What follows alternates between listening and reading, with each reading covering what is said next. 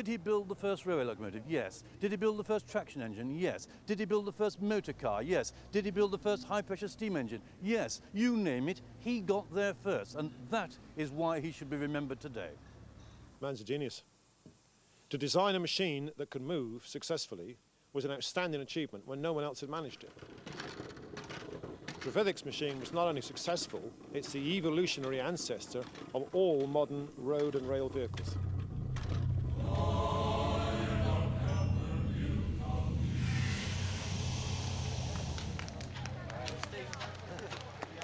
April 2001. The replica of the world's first successful self-propelled vehicle climbs Camborne Hill 200 years after the original's pioneering journey. This first ever powered road vehicle was designed and built in 1801 by Cornish engineer and inventor Richard Trevithick. This was the first successful road vehicle ever built in the world. He followed this 2 years later with a railway engine, a railway locomotive, 25 years before Stephenson, before the rocket. And yet the world gives the credit to the man who was the father of the railways, but Trevithick was the father of the locomotive and all modern transport. Today's transport, road and rail, as well as tractors, traction engines and mechanised farm machinery, can be traced back to the extraordinary achievement of Richard Trevithick in recognising and then harnessing the power of high-pressure steam.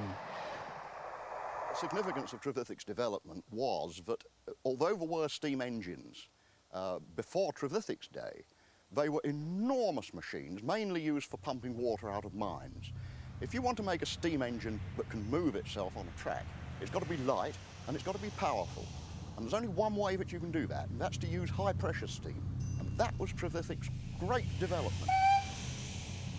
Yet Richard Trevithick has never received the recognition or fame his achievements merit. The reason perhaps lies in the character and contradictions of the man himself, the character that makes the life story of Richard Trevithick so extraordinary.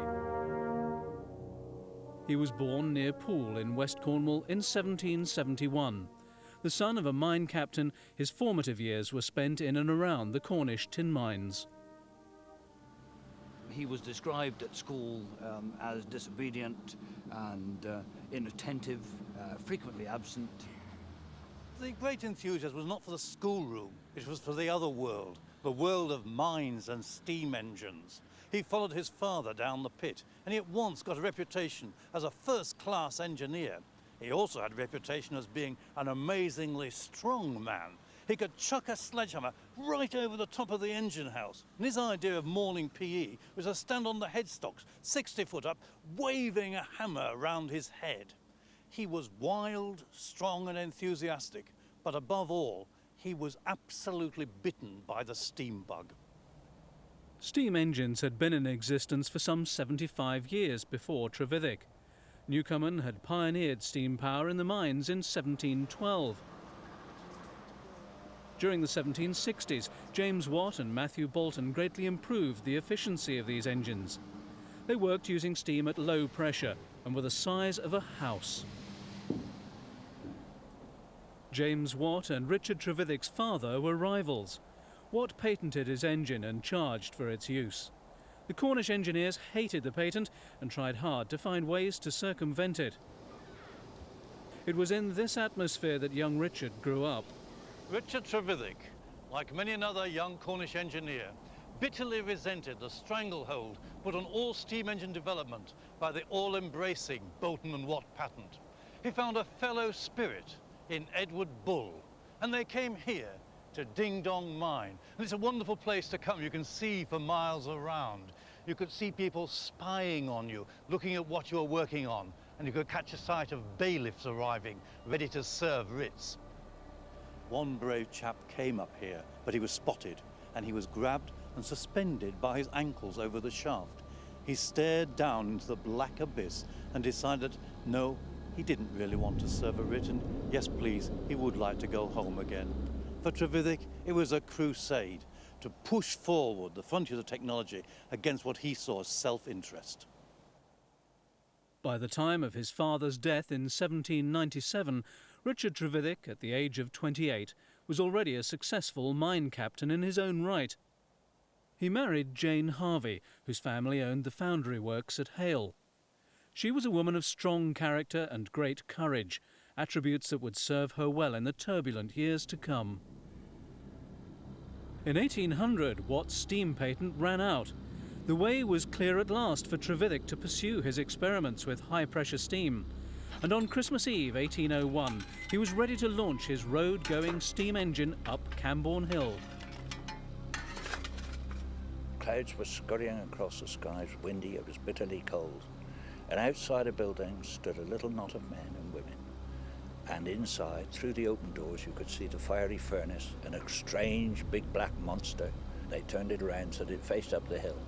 And it trundled off, and people had to run alongside. It went faster than people could walk. And several people climbed up on the engine as it went up. And that was the first time that man had ridden on something mechanical other than a horse, the wind, or the sea, or gravity. It went uphill.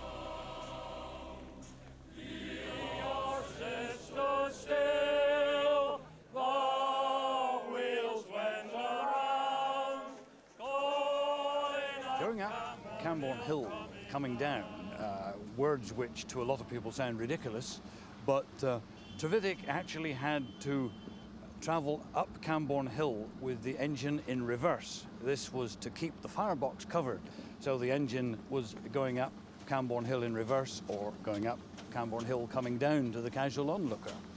And of course the other line in the song, "White stockings she wore." This is a descriptive way of saying the steam was issuing from all round the engine, so definitely white stockings she wore. It was the first steam engine that actually puffed steam, and for that reason it made a noise and was described at the time by one frightened lady as the puffing devil. Those moments on Camborne Hill on Christmas Eve 1801 would change the world. This was the father of steam. This was the father of the Industrial Revolution. Without this, we would not have had the world as we know it today. Trevithick recognised that he wouldn't be able to attract the backing he needed to develop his ideas in remote Cornwall. He set off to bring his portable steam engine to the attention of influential London society. The road locomotive had worked, but now Trevithick wanted to tell the world about his new marvel. The streets of London were thronged with carriages pulled by horses. Now he'd show them a horseless carriage. It drove huge, enormous wheels on top of which perched a conventional stagecoach body. It was a most extraordinary vehicle, but it worked. Oxford Street was cleared. It huffed and puffed its way down the street. It was a huge success. It was a triumph, except for one thing. Nobody wanted to know. It was a dirty, smelly object. We don't want it in our streets, thank you very much indeed. Any chance he had of winning them over went in 1803. One of his boilers exploded in Greenwich. 3 people were killed. It wasn't his fault. The man in charge had gone fishing and left it unattended, but it was enough for the general public. Steam was dangerous. It was not going to be allowed loose on the streets of London or anywhere else. Undaunted, Trevithick returned to Cornwall to develop his high-pressure steam engines. This was the start of a period of quite extraordinary creativity, as Trevithick sought to apply the advantages of high-pressure steam to a range of applications, from mine workings to paddle steamers, dredgers and rock splitters. This is a reconstruction of an engine built to Trevithick's design at the ironworks in Coalbrookdale in the Midlands. Believed to have been built to run on iron rails in 1803, it was probably the world's first railway locomotive, 26 years before Stephenson's rocket. A year later, and Trevithick's impetuosity at last reaped dividends in South Wales. Railways were not new in South Wales, but they were called tramways, and horses did the work. This is the Pen-y-Darran tramway, running from Samuel Humphrey's works at Pen-y-Darran down to the wharf on the Glamorgan Canal. Samuel Humphrey wanted to try out Trevithick's new steam engine, but his idea was pooh-poohed by his great rival ironmaster, Richard Crawshay. The two men had a wager of 500 guineas, which was an enormous amount in those days, and the bet was that Trevithick's engine could not haul a train full of wagons all the way down from Penydarren to the canal and back again, 9.5 miles each way. In 1804, the experiment was tried, and it was a triumph. It must have been an amazing scene to see his little engine come chuffing along down this tramway, all the wagons behind it full of iron, and as many people as could get on board coming along for the ride. In 1805, Trevithick was asked to design an engine for Mr. Blackett of Wylam, Newcastle-on-Tyne. Built at Gateshead, it aroused great interest among the engineers of Tyneside. One of these was George Stephenson, the man whose son Robert would later build the rocket locomotive. Trevithick returned to London, seeking to publicise his railway inventions. He built a makeshift circular track close to where Euston Station is sited today. Tickets for Mr. Trevithick's Catch Me Who Can engine with its open passenger truck were sold at 1 shilling a ride. But the public failed to flock to this strange new attraction. The rails weren't strong enough to support its weight, and the engine was derailed. It was a bitter disappointment. But as was so often the case with Richard Trevithick, he simply moved on to something wholly new. He was now employed to drive the first ever tunnel under the Thames near Rotherhithe. It'll be £1,000 easily earned, he said. It was not a good forecast. The roof fell in twice, letting water in. On the second time, Trevithick was in the workings, and he was the last man out. He saw everybody else was safe, and then he plodded out himself, covered in river, slime and mud, and he'd lost his boots. He came up with ingenious ideas for completing the project, but the money men were a bit dubious. They hummed and they hawed. They asked others' opinions, and in the event, nothing happened, and the whole thing was abandoned. It was a failure in some senses, but it wasn't a failure at Trevithick's. It was an engineering success. He'd come over 1,000 feet under the Thames. And when eventually a Thames tunnel was built by Mark Brunel, it took him 16 years to do the job. Illness brought Trevithick back home to Cornwall in 1810. Brilliant engineer though he might have been, Trevithick was no businessman. He should have been a multimillionaire, but he wasn't. He had no idea how to conduct business or look after money, whatever. In 1811, Trevithick was declared bankrupt. But far from being the end of the Trevithick story, the setback merely marked the beginning of the next phase in his life, a period which would see him make and lose fortunes in South America and design a monument for London 5 times the height of Nelson's Column.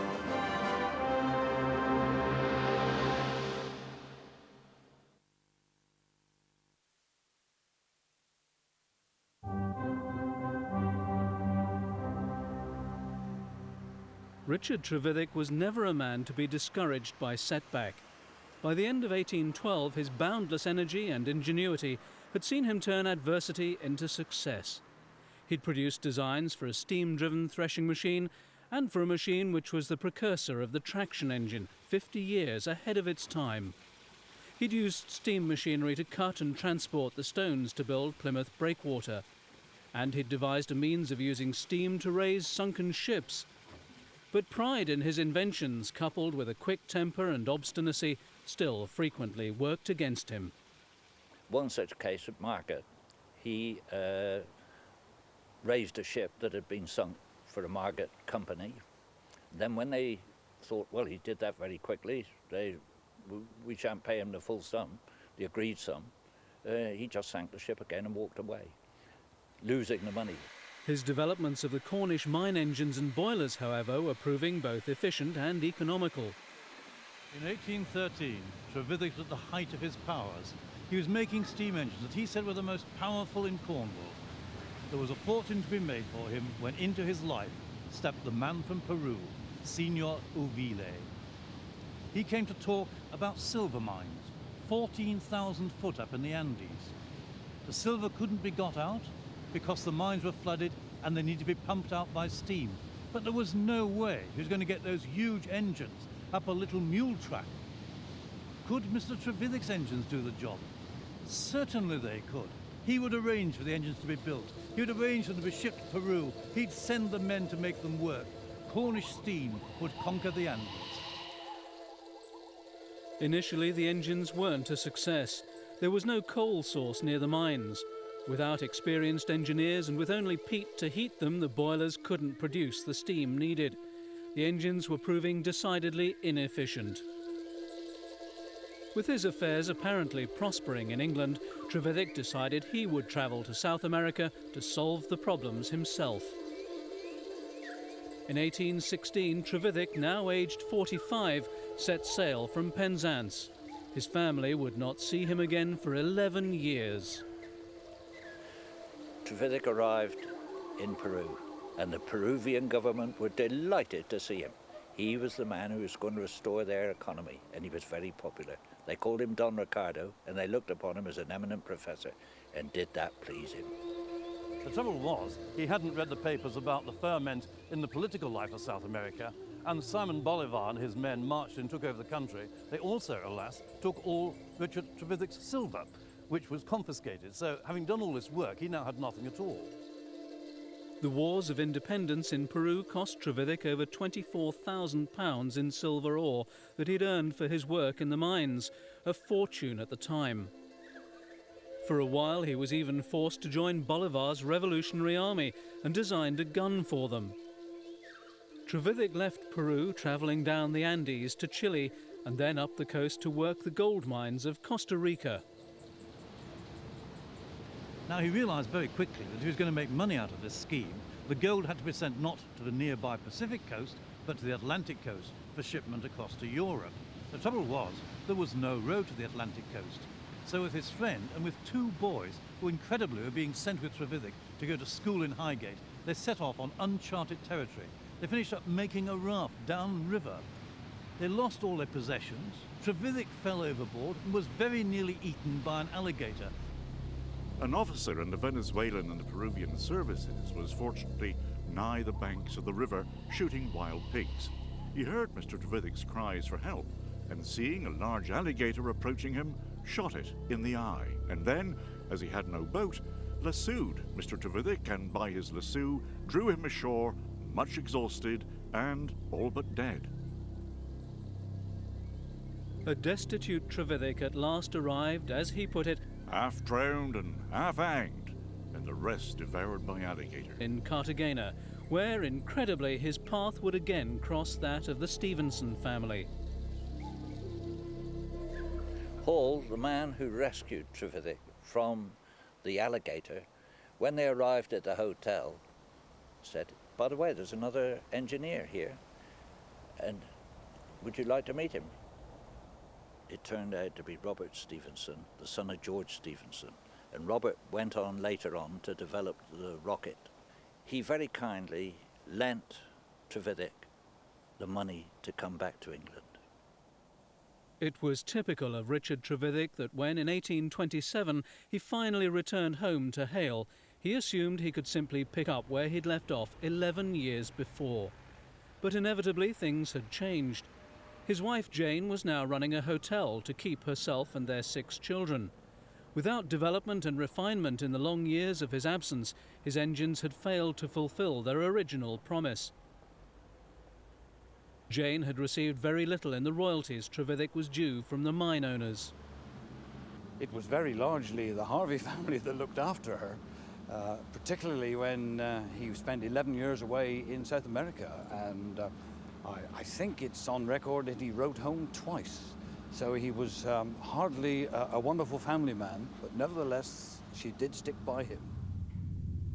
After his return to Cornwall, Trevithick continued to work on new applications for high-pressure steam. But his obstinacy and short temper, combined with official apathy, seemed always to thwart his plans. He moved again to London, teaming up with John Hall, a successful businessman in Kent, to produce designs for new high-pressure boilers. Even now, his imagination knew no bounds. In 1832, he submitted plans for a huge monument, larger than the Eiffel Tower and twice the height of St. Paul's Cathedral. The tower was intended to celebrate the passing of the Reform Act. Unfortunately, Trevithick submitted his idea to the King, who was no lover of the Act, and the tower was never built. Richard Trevithick died after a short illness on the 22nd of April 1833 in Dartford and was buried in the churchyard. He was 62. Stephenson's rocket had won public acclaim only 4 years earlier. The legacy of Trevithick is vastly underrated. People look to the pioneers, and the names Watt and Stephenson come up in every history book. You might get a little mention of Trevithick as just a rather colourful, rather eccentric Cornish character. He wasn't. If you look at Trevithick's work, you realise here was a man who understood the physics, he understood the scientific principles, and he understood the way forward. And he really hasn't, he's an unsung hero. He's never received his just rewards and just recognition for what he achieved. Some people have called Trevithick a failure. I think it's because he committed the unforgivable sin of not making a great deal of money. But just think what he did do. He came into a world where if you wanted more power, you made things bigger and bigger, like this huge steam pumping engine here. But Trevithick had other ideas. He said, I've designed a boiler that can produce high pressure steam, and my little engine can do as much work as your big engine. And it's not rooted to the spot. It can go out on the road. It can travel on rails. It can turn the paddles of a paddle steamer. You can take it into the fields and thrash corn. You can take it to your factory and work your machinery. If you've got a job of work that needs doing, my high-pressure steam engine can do it. If he'd concentrated on just one aspect, then he might have made his fortune. But that was never Trevithick's way. He was always looking for the new idea, the new challenge. Others developed what he began, but he was the man who was there first. He was the real genius. This was the giant of steam. I've been branded with folly and madness for attempting what the world calls impossibilities. This, so far, has been my reward from the public. But should this be all, I shall feel satisfied by the great secret pleasure and laudable pride that I feel in my own breast from having been the instrument of bringing forward and maturing new principles and new arrangements of boundless value to my country, which to me far exceeds riches.